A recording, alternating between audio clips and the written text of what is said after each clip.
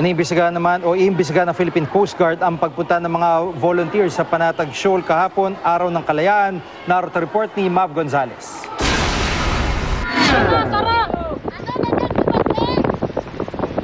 Hindi pinalusot ng Chinese Coast Guard ang mga kabataang ito na sinubukang pumunta sa Panatag Shoal kahapon. 15 Pinoy at isang Amerikanong volunteer ng grupong Kalayaan Natin ito ang naglayag sa Panatag Shoal sakay ng isang fishing boat. Layunin daw nilang makita kung malaya pang nakakapangisda ang mga Pilipino sa lugar, ngunit hindi sila pinayagan ng Chinese Coast Guard. We want to fish! We just want to fish! We are both fishing, right? Yes, we are for peace. Go to China! Go, go, go! Go back to Philippines! You be careful, okay? You might fail. Nais din sana nilang itayo ang watawat ng Pilipinas sa loob ng lagoon bilang pag-alala sa Araw ng Kalayaan. 5 na vessels ng Coast Guard ang dumating. Pinalibutan kami. It lasted for 4 hours. 4 na oras kami nga nag-stand off doon. Ayaw nila kaming payagan. Ang sinasabi lang nila, the lake belongs to China. Sinasabi namin na kami lang naman ay mangingisda. Gusto lang namin makita yung loob. Ang sinasabi nila, no. It belongs to China. 5 sa kanila ang lumangoy na papunta sa lagoon. Doon na sila pinalibutan ng Chinese vessels at binugahan ng tubig. Pero nakalusot ang isa sa kanila at naiwagayway ang isang Philippine flaglet sa Panatag Shoal. Yung boat ng mga Chinese, iniikutan kami, binubugahan kami ng tubig. At masakit sa mata, especially pag nalulunok na namin yung tubig dagat.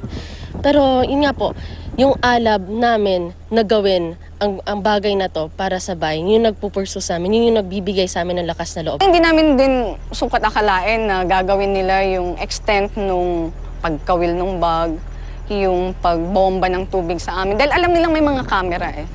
Kasi yung mga naiwan sa bangka, nakatutok yung camera sa kanila. Alam nila na may kumukuha lahat ng detalye ng pangyayari doon. Pero tinuloy pa rin nila yung harassment. Matapos ang 1 oras na standoff, nagdesisyon na ang grupo na bumalik sa Masinloc Pier. Walang nasaktan sa mga volunteer. Pagpapatuloy ito ng naudlot na paglalayag ng grupo sa Panatag Shoal noong 2012. Pangungunahan ito dapat ni Captain Nicanor Faeldon pero pinakiusapan siya ni Pangulong Aquino na i-postpone muna para raw magbigay sa back-channeling negotiations ng Pilipinas sa bansang China. Mula noong 2012, inukupan na ng China ang Panatag Shoal at nireclaim ang Kalayaan Group of Islands. Nang pumunta ang grupo kahapon, wala raw silang nakita ni isang barko o tauhan ng Philippine Coast Guard na nagpapatrolya. Ito yung katotohanan. Nasakop na tayo ng bansang China. Matagal na naming sinasabi ito. Nasakop na tayo sa Kalayaan Island Group sa Baho de Masinloc na una pa noong 2012. Ano ba talaga ang pakay ng China? Yun ang dapat unawain ng mamamayang Pilipino. Bakit interesado ang China? Ang babantayan natin dito sa Baho de Masinloc ay i-reclaim din nila ito. Sirain yung ating bahura, ipagbawal na tayo ay mangisda sa ating sariling karagatan.